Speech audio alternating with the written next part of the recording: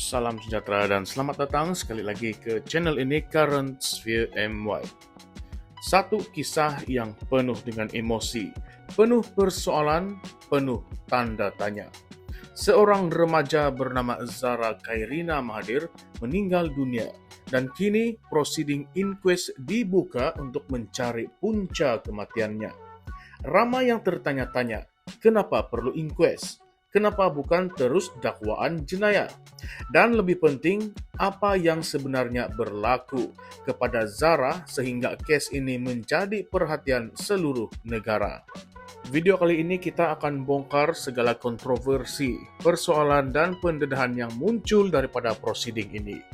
Jadi jangan kemana-mana sebab apa yang akan Anda dengar mungkin membuatkan Anda mula mempersoalkan bagaimana sistem keadilan kita sebenarnya berfungsi. Proceeding inquest ini bermula dengan beberapa saksi utama dipanggil termasuklah seorang pakar patologi forensik Dr. Jesse Hugh. Tujuannya jelas, yaitu untuk mengenal pasti apa yang sebenarnya yang menyebabkan kematian Allahyarham Zara. Tetapi yang menariknya, hari pertama proceeding ini saja sudah menimbulkan pelbagai interpretasi, spekulasi, dan juga persoalan dalam kalangan netizen Malaysia. Inquest ini akan berjalan selama 18 hari, tetapi tidak secara berturut-turut. Ia dipengerusikan oleh Hakim Mahkamah Session Amir Shah Amir Hassan yang bertindak sebagai koroner menggantikan koroner sebelum ini Azrina Aziz. Ramai orang mungkin tertanya, kenapa seorang hakim bertindak sebagai koroner dan kenapa inquest bukan dakwaan jenayah? Inquest adalah sebenarnya satu proceeding rasmi yang dijalankan untuk mencari punca kematian, terutamanya dalam kes-kes yang menimbulkan keraguan.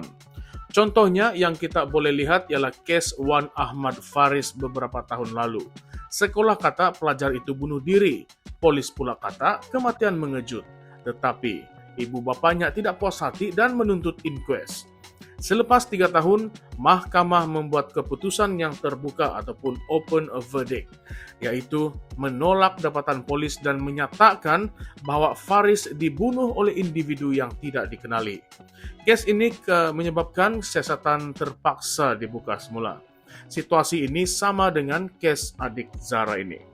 Polis pada awalnya mengklarifikasikan sebagai kematian mengejut tanpa unsur jenayah. Tetapi arahan timbalan pendakwa raya membawa kepada bedah siasat semula, malah mayat Zara digali untuk siasatan lanjut sebelum kes ini dibawa ke mahkamah koroner. Apa yang berlaku di inquest Zara bukan tentang siapa pesalah, tetapi apa sebenarnya yang terjadi.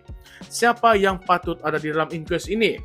Koroner sebagai hakim siasatan, pendakwa raya mewakili kepentingan awam, keluarga Zara bersama peguam mereka, para saksi termasuklah dokter dan pakar, dan orang awam kerana ia adalah proceeding yang terbuka.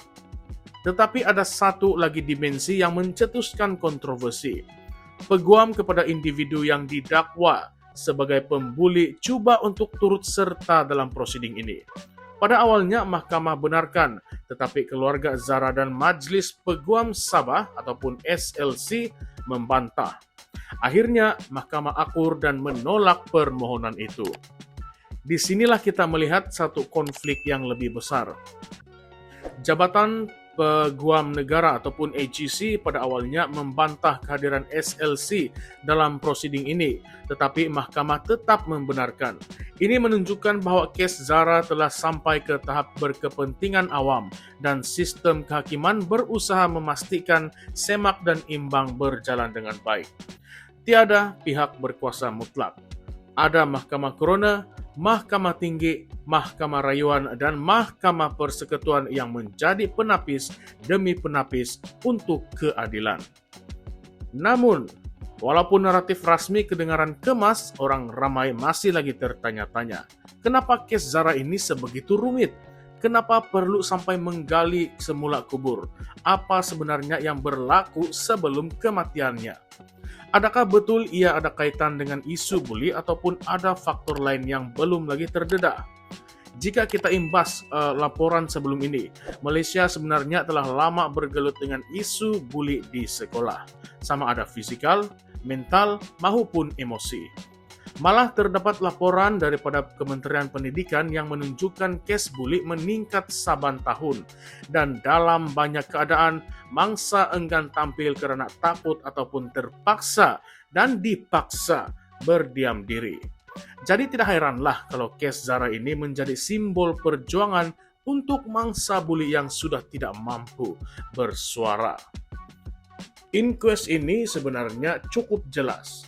Ia bukan untuk menuding siapa yang salah, tetapi untuk mencari kebenaran. Namun bukankah pelik jika peguam pembuli pada awalnya dibenarkan masuk?